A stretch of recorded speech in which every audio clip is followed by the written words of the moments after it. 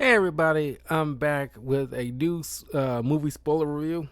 This is one that's kind of like a surprise spoiler review that I wanted to really talk about while it was still swirling in my mind.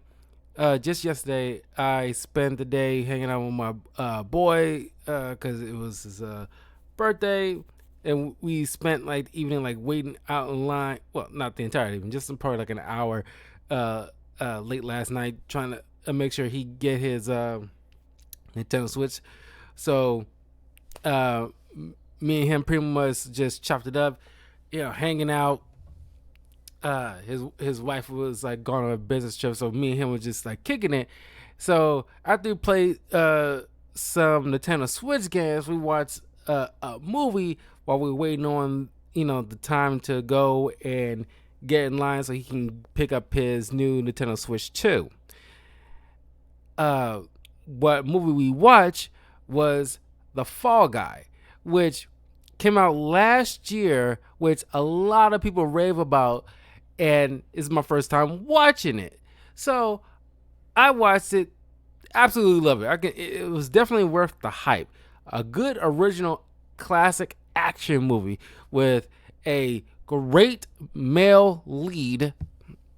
Uh, could dial back the tears a little bit, in my opinion. But besides all that, Ryan Gosling's amazing, very funny, great action star. Probably got one hell of a workout regimen. Uh, but yeah, man, uh, this this like set a good precedent going forward, which I'll get into in a second. But this was directed by David Leitch. And yes, I know I'm a little late to the party, but I am checking it out now. Uh, it stars Ryan Gosling as Colt Seavers, a seasoned action stuntman. Emily Blunt as Jody Marino, Colt's ex-girlfriend and first-time director. Aaron Taylor Johnson, who I didn't even realize was in this film, plays Tom Ryder, a famous action film star. Hannah Whitingham as Gail Meyer, producer. Teresa Palmer as Iggy Star, Tom's girlfriend. Stephanie Hsu as Alma Milan, Tom's personal assistant.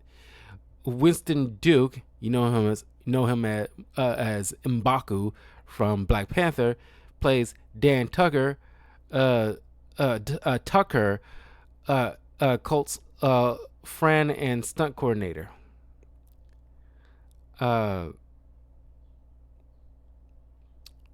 So we are introduced to Colt, who's a seasoned stuntman, and he and about to say Emily Blunt, him and Jody clearly has like a budding relationship, and she's at this point is a camera woman, but she is making necessary steps because she wants to be a movie director. Now, during one of these scenes of this action movie starring Tom, who Colt is the stuntman of, he they have to refilm an action scene because he felt like we seen too much of Colt's face. So they have to redo this high wire stunt where Colt is being propelled down. But something went wrong. Colt fell, to the ground. Don't know why there was no safety net just in case, but he ends up hurting his back. Injury, caused him to lose confidence in his capabilities as a stuntman, and he kind of, fell out of, he kind of like did not continue his connection and pretty much like ran away from any type of, connection that Jody was trying to put out there to be there for him. So he pretty much ran away, started becoming a valet at this Mexican restaurant. So a little over a year after this situation, Gail contacts Colt, stating that Jody's now directing her first film, and she needs an expert stuntman. So she tells him that she really needs him for this. So this convinces Colt, who comes all the way to Sydney, Australia, where Jodie's filming her first film. It's like a space opera called Metal Storm, which is pretty much looks like a Dune movie. And it happens to star the same action movie star from the film that they worked together on last time, starring Tom. So as Colt got there, did one of the stunts, she's so caught off guard to see him. Turns out she didn't request for him to come there. Gail, set all that up just to get him all the way down there, because she has an ulterior reason for bringing Colt all the way there. And then just shamelessly embarrassing Colt, cause him to constantly redo this action scene where he gets blown back against some rocks. And every time that moment cuts, she does this faux explanation about what the scene means, but clearly is like a undertones about their relationship, how he kind of just ran away, leaving her like a broken mess that she had to reassemble by herself. The scenes played out pretty funny. But he's pretty much in his own way apologizing, and there's a moment where their relationship starting to rekindle a little bit, especially with their love for film. But Gail expressed to Colt that the reason she got him all the way down to this location is because she needs his help to find Tom, because somehow he got mixed up with some bad dudes, and since him and Colt were so tight back in the day, she figured he has a better chance of finding him, because you're a stuntman. Nobody's you're not meant to be recognized. You can use that to your advantage. Plus, we cannot involve the cops because we already over budget on this film, and if the police get involved, the studio will figure it out and they'll cancel the entire movie, and that'll be the end of Jodie's directorial career before he even get off the ground. So because he loves her so much, he doesn't want her dream to go up in smoke. So he goes out of the way to try to, figure out, what happened to Tom and retrace his steps to try to find him. So he ends up going to his apartment, searching all over the place until he bumps into Tom's girlfriend, who's also an actor. And the fight between these two is freaking hilarious because she's trying to fight him with like a prop sword. It was so freaking funny. But she tells him that he should try to contact uh Tom's drug dealer, this guy with like leopard spots on his bald head. So she gets him dressed up like Tom, because it'll be his stunt double, and goes to this club where the leopard headed guy is.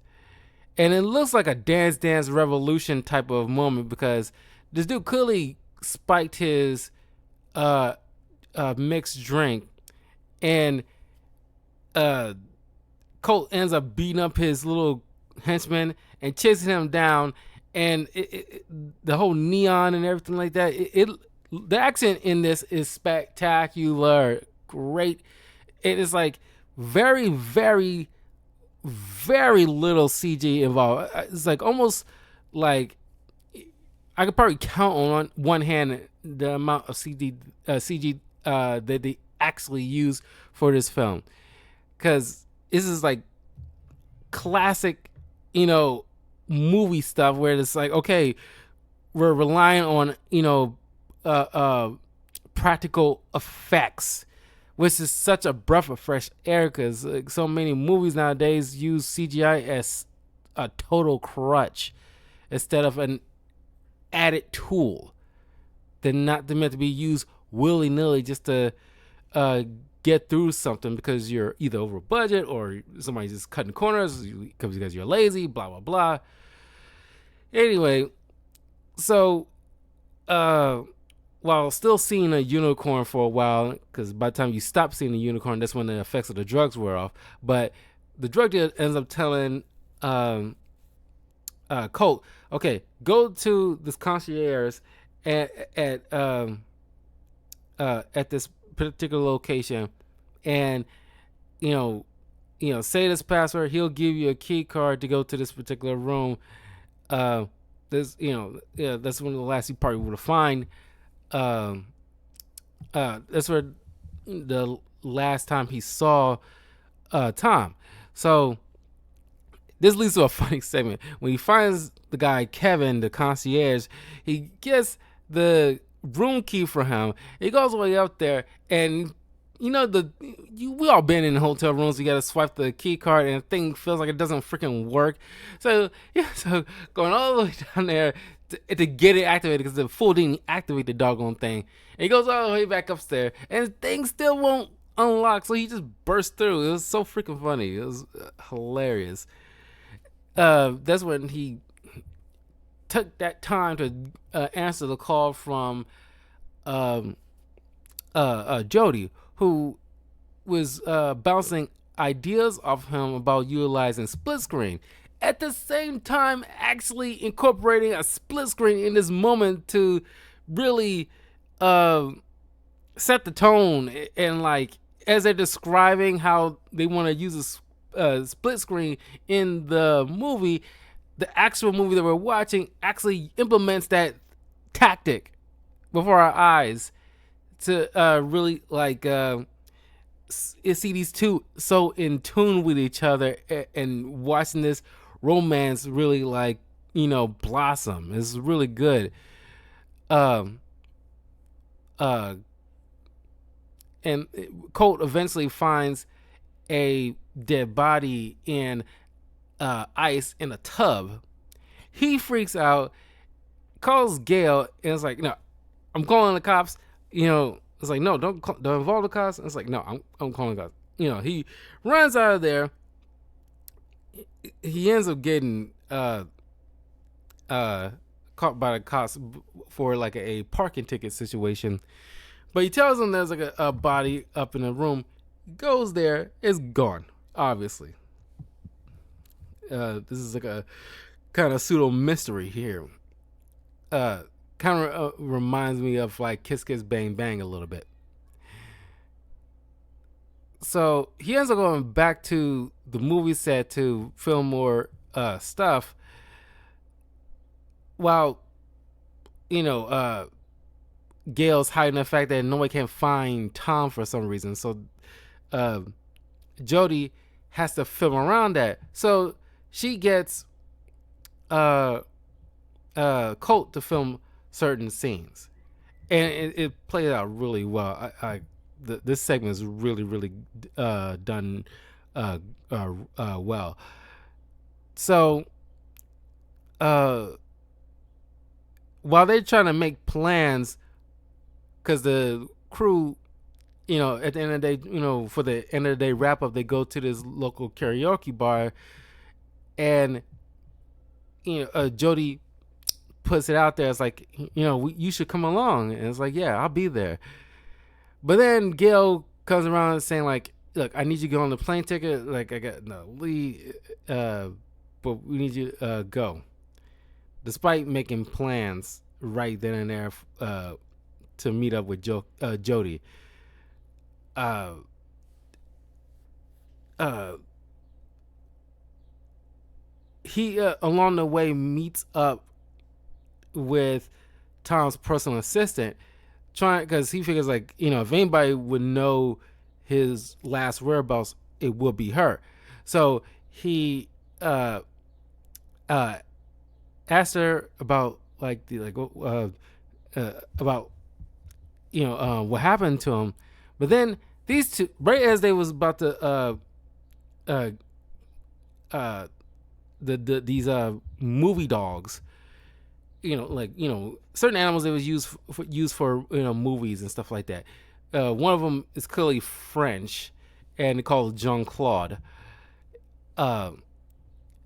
These two ends up getting tased out of nowhere by some goons, and the personal assistant gets kidnapped and put into a car and is speeding away.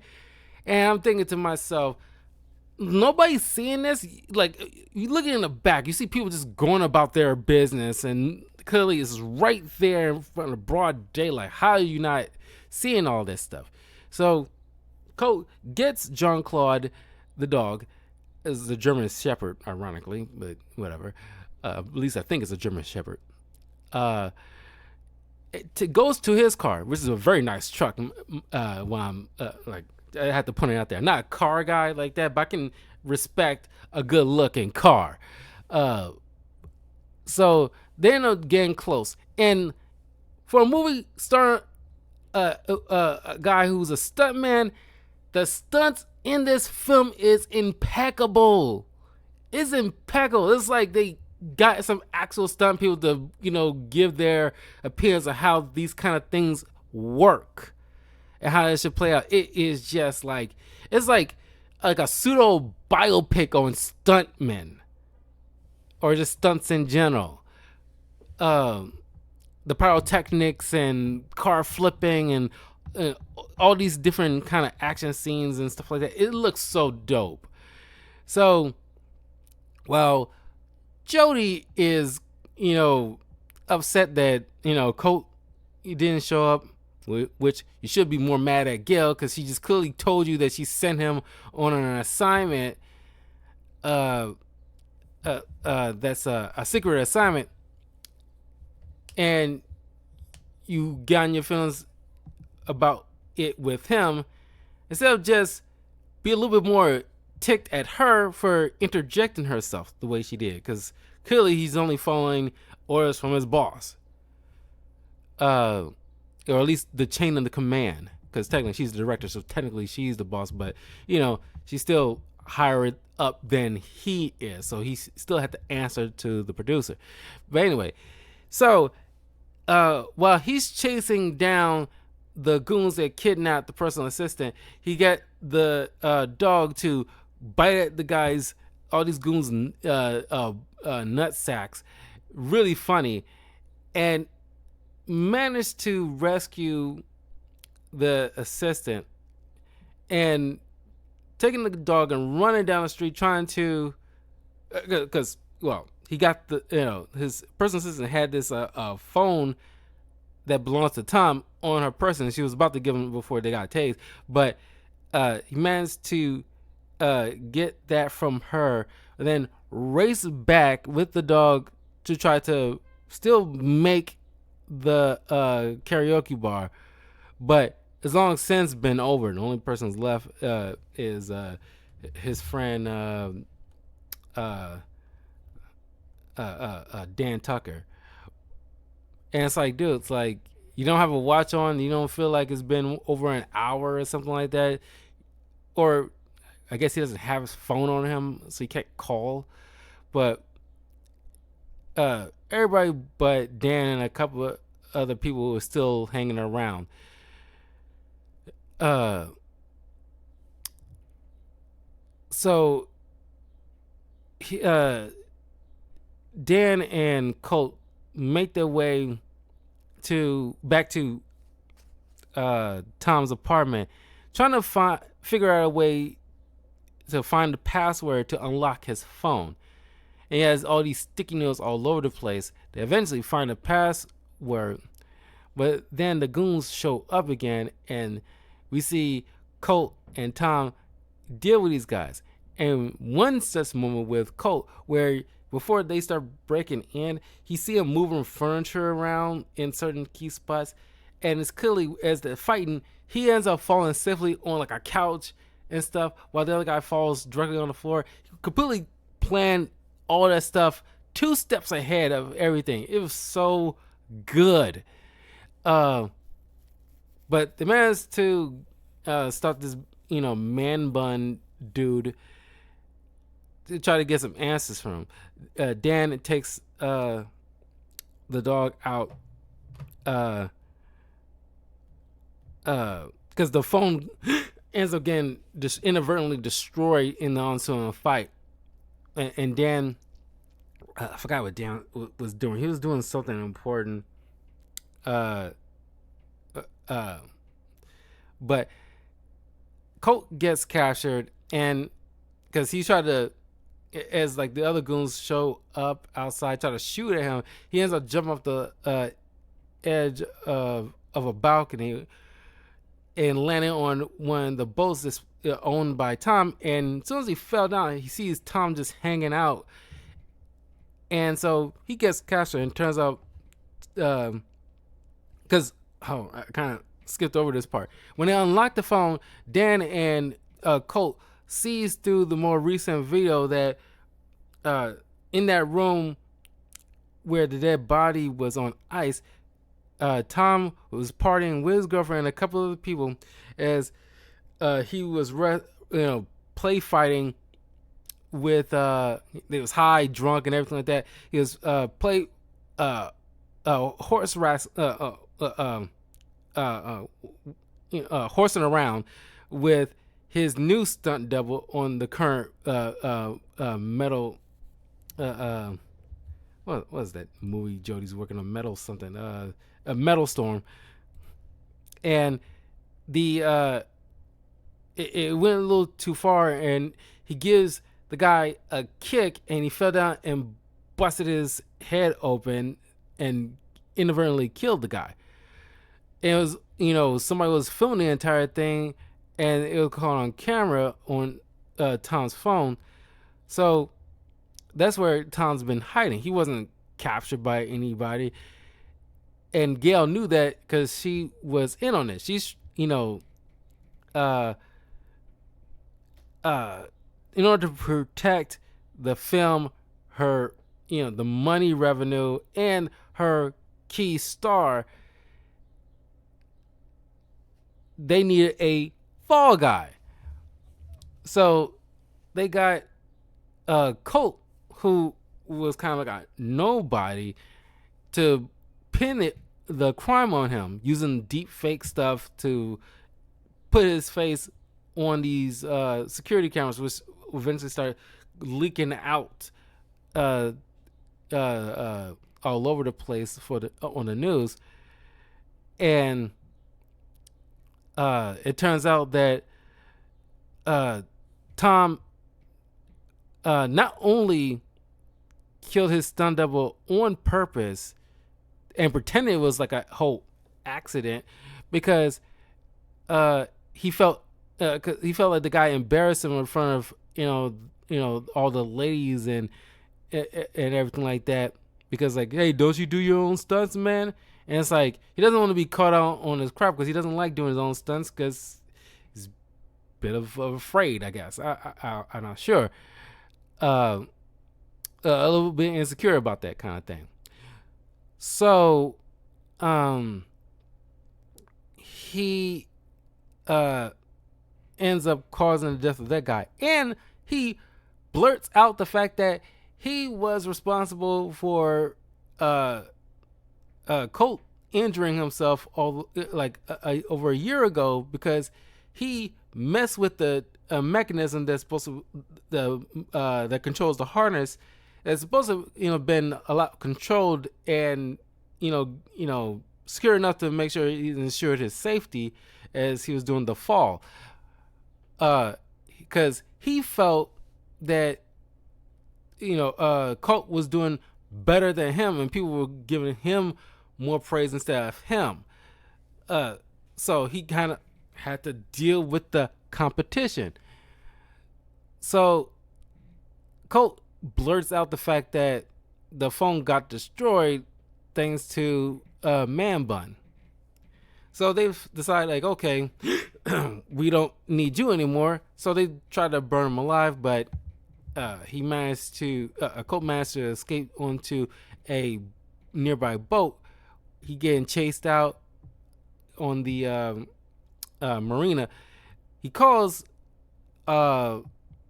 Jody. Instead of just blurting out, explaining right then and there, like, yo, this is going on. He's trying to do this whole thing where it's like, I don't know, he'll survive, so I want to say what I need to say, blah blah blah. And it's like, man, it's not the time, but whatever. He ends up faking his death and sneaking up on on set, and it's hilarious fight scene where he sneaks on wearing this costume and frightening Jody in her trailer, and she ended up doing all this like kickboxing moves and stabbing him in the leg with a pen. It was so freaking funny. But he then tells her what's going on, and they come up with a scheme to get get Tom secured so he can confess everything on, because he'll be inadvertently wearing a wire because it connects to the audio feed. And I love this because they clearly watch enough cop shows to make sure that we get this right. But that you can easily circumvent entrapment by the fact that the person that's trying to get the other guy to confess isn't the one wearing the wire. That will be entrapment. The guy who you're trying to get the confession from is already wearing a wire, so it doesn't count, which is very smart. Anyway, they managed to get Tom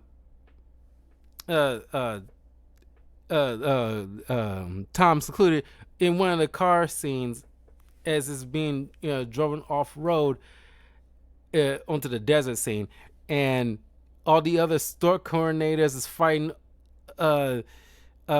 Tom's little goons, his little private security, who's been the goons chasing Colt throughout this film. Gail takes the recording since it's evidence, and it's like, well, you're going to be on the run, and you're clearly guilty, and you're waving like a big, Clint Eastwood handgun in everybody's face. Clearly, that's all she wrote. So she gets on the helicopter, then picks up Tom, but Colt hangs on the side and attempts to wrestle the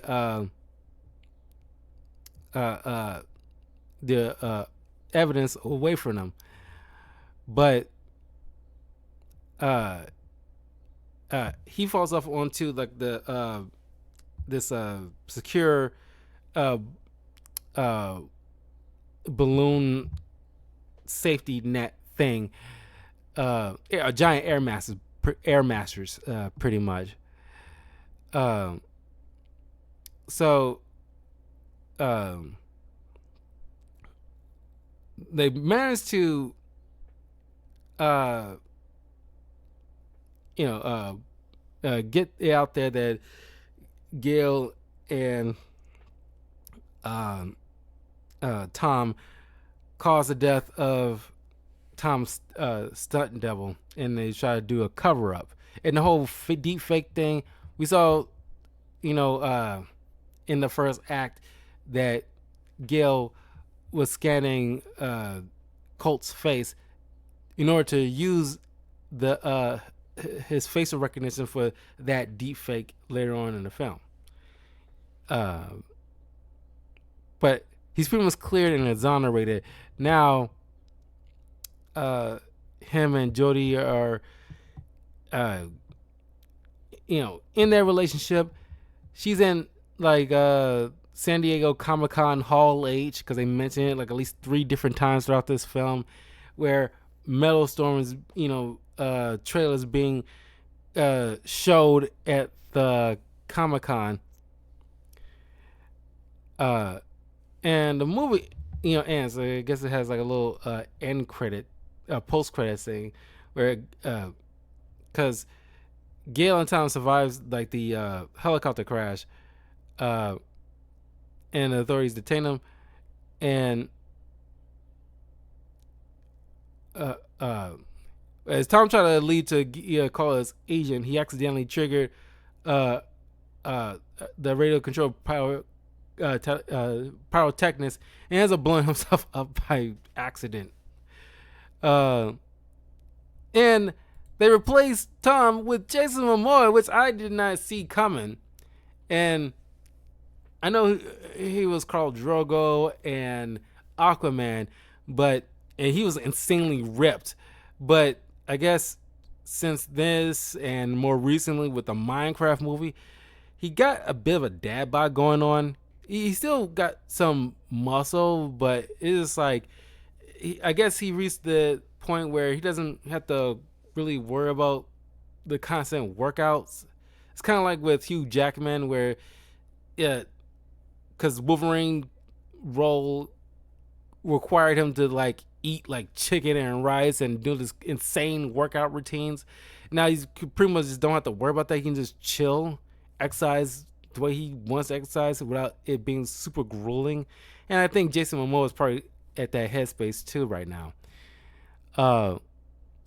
But yeah, The Fall Guy was really fun, and it makes me want to watch more Ryan Gosling films, because ever since like The Nice Guys, we've been seeing like Ryan Gosling with some comedic chops. He does great dramatic roles, but I really like him, as like the funny guy in action films. He's really good at that. Now I'm thinking about, I really want to rewatch The Nice Guys now.